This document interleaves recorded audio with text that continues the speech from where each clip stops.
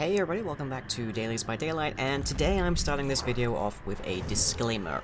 The following video is not really meant to talk about how gameplay works for this particular killer, it's not really meant to talk about issues with the game, well, sort of, and it deals with topics that many may find incredibly uncomfortable. So, with that in mind, this is your warning that you may want to give this video a miss. Otherwise, here we go. Today I'm going to be talking about The Spirit. The Spirit began life as Rin Yamaoka, a Japanese part-timer at a restaurant and university student at Takamatsu University. The mention of her attending Takamatsu University dates her death to about the mid to late 90s, as it was founded in 1996. She would have been late teens to mid-20s at the time of her death, based on Japanese norms of education, though we don't know her exact age. She was most likely somewhere around 22. To summarize her backstory real quickly, her family was struggling financially, so she worked to help support them whilst studying. In particular, her father was severely stressed at his company job of 22 years, where further advancement seemed incredibly unlikely. After being unexpectedly let go, her father seemingly snapped under the pressure and used his heirloom katana to kill his entire family, ambushing Rin when she got home from working late one night. His ultimate fate is unknown, but accounts like this typically end in suicide. So a few things then to take note of the Spirit's story. She's Japanese, she's female, she's quite probably early 20s in age, she died somewhere in the 1990s, and she's a victim of filicide, the killing of children by parent, in a mass murder event. Her father's breakdown also mirrors several real-life accounts in Japanese society of overworked employees, which is a serious social topic in and of itself. Her father also explicitly dismembered her mother severely enough to destroy her breasts. No joke, that's a bit of clear violence against women text written right there in her backstory. Gameplay-wise, the Spirit is modelled after the vengeful spirits of many folklores, phasing in and out of physical being to pursue and attack her victims. After a short channeling period, she leaves behind a husk that retains her terror radius and becomes invisible, entering a temporary high-speed state that she can drop out of at any time to surprise survivors. Whilst in this state, she cannot see survivors or alerts they create, but can still see scratch marks from sprinting and can use add-ons to also see blood trails from injured survivors. In practice, this sort of meshes the invisibility of the Wraith with the teleporting of the Hag, and provides arguably the most powerful jump scare ability of all killers to date. In nature, she might be likened to Freddy in that both occupy a sort of semi-physical existence, but unlike him, the Spirit doesn't need to tag a victim before striking. She also possesses a constantly active ability known as passive phasing, which makes it difficult for survivors to determine if she is presently phasing or not, leaving after images behind her. In terms of her teachable perks, the Spirit has the following: Spirit Fury, destroy pallets to get a free and instant break when pallet stunned, punishing pallet-happy survivors. Haunted Grounds, a hex perk which spawns 2 hex totems, applying the exposed debuff to all survivors when either one is cleansed, punishing totem-breaking survivors. Rancor, an obsession-based version of Bitter Murmur, giving a snapshot view of all survivors' locations each time a generator is repaired, and a free endgame Mori on the obsession. In all, we could state that the Spirit's perks focus on punishing the survivors for concentrating too much on one element or another, which fits with her vengeance motif. But we're not here today to talk about her in-game mechanics and how she works. To get to the heart of the issue, the Spirit is the 5th female killer to be added to Dead by Daylight, following after the Nurse, Huntress, Hag, and licensed killer, the Pig. She's the first killer to be added since the release of Chapter 7 Curtain Call, which I note here because it also introduced what would be typically named jiggle physics to the game. Curtain Call applied this to the survivor Kate Denson and Killer the Clown on her breasts and his stomach respectively, and it is presumed all characters going forward will use it as well. The Spirit's default appearance is of a nude young woman wrapped in tattered ribbons that leave extremely little to the imagination. Except for her blank eyes, constantly flowing hair, slightly discolored skin, and the occasional piece of hovering anatomy, she's just as you'd expect of a naked young woman. At a glance, that's exactly what you'd think she was.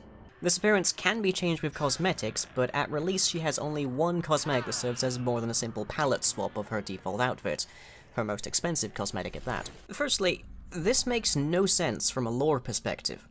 The ribbons she is swathed in are a form of traditional underwear known as sarashi, identified by one of her add-ons, typically worn for a sort of corset-like function to reduce your profile or as a measure of protection. Having been active in the mid to late 90s, it makes no sense then that Rin would have been wearing this style of undergarment. Even if she had been wearing it, perhaps as part of a classical uniform for the restaurant she was working at, she doubtful would have rode home on her bike wearing nothing else, and additionally, her backstory makes no mention of her being reduced to her undergarments such as during her assault by her father. Secondly, this also doesn't make sense from a mythological perspective. The spirit is meant to resemble the Japanese ghost-like entity known as the Onryo, with some influences from more modern Japanese horror texts such as The Grudge and The Ring. Accounts of Onryo appearance varied tremendously, but in popular depictions in kabuki theater, they were usually shown in full burial kimonos. In fact, the only cosmetic that changes her outfit resembles a kimono and may be in reference to this, but is itself greatly simplified and damaged. Showing the spirit in such an undressed state is entirely contrary to her influences. And lastly, we need to address the potential social issues of this design choice. We have a young, university-age woman being included in a horror game with actual literal sexual predators such as the Nightmare and the Clown, as an entity that wholesale resembles a human woman with almost no clothing whatsoever. In fact, she mostly resembles the kind of people that the Clown and Freddy would have very likely have pursued. Adding insult to injury, she's the first female killer to have jiggle physics due to her release after the Clown, which causes her tightly clad breasts and buttocks to move during animation. In fact, she is the second female killer in Dead by Daylight to be so undressed. The first was the Hag, formerly known as Lisa Sherwood, who is depicted in the tattered rags of a dress with her entire right breast exposed. Some of her cosmetics allow her to be even less clothed, arguably with only one cosmetic to date giving her more clothing. This is perhaps somewhat mitigated by the fact that the Hag is hideously deformed and caked in mud and dirt, often being rendered in humanoid but quite inhuman interpretations in her outfits. To quickly put that in certain context, a university-age woman is given less modesty than a mud-coated cannibal in a swamp, frequently interpreted as literally inhuman. Now, of course, we have to take context into account here. This is a game about human monsters and murderers hunting down unarmed individuals with the goal of ritually sacrificing them to a disembodied and malevolent entity. This game is rated for mature audiences. Obviously, we shouldn't be too quick to say that one thing or another is too far when the basic gameplay requires brutally murdering people for personal gain. However, what about the other killers, the men? Do they have any such nudity issues? Well, no. Of the 5 female killers, the pig has no cosmetics at all, and the huntress's outfits, if anything, give her more clothing, not less. The nurse has access only to full outfits, though one or two hug her figure more tightly than others, but never to a revealing degree. The Hag, as previously stated, is almost constantly made to reveal her right breast, albeit covered in mud and severely deformed. Of the 8 male killers, only a handful have the option to so much as reveal their abs.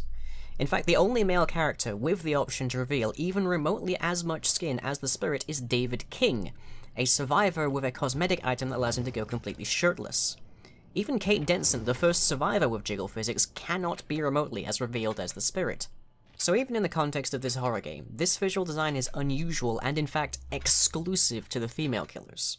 We can't even really quantify the issue as being a horror element either. We have to admit that this is simply titillation done for the image of a 20-something-year-old woman. We don't really even have the dubious luxury of saying it was a different time or some such, because she literally died quite probably within the last 20 years. So where am I going with all this? Why did I just dedicate an entire video in this series to ranting about the appearance of one of the characters? Will this make me quit playing Dead by Daylight altogether? Ultimately, no. It did prompt me to actually spend money in the in-game store to buy the one cosmetic the spirit has that gives her modesty, which is a goddamn horrific concept in itself. I do like the way she works in gameplay, and I'm a sucker for Japanese folklore references, so for now this isn't really what breaks my interest. There's no way I'm ever playing her with any cosmetic that is simply a recolor of her default appearance, but I will play her. But ultimately, when we get home from our jobs and sit down to play our video games and relax a bit, I think we could do without tossing a brutalized young woman wearing hardly anything into a violent context. That's not really what we're looking for in that moment, and it isn't necessary in a horror game about killers versus survivors. I think we need to realize that this isn't appropriate at all. I think we need to admit that even the entity has to draw a line somewhere.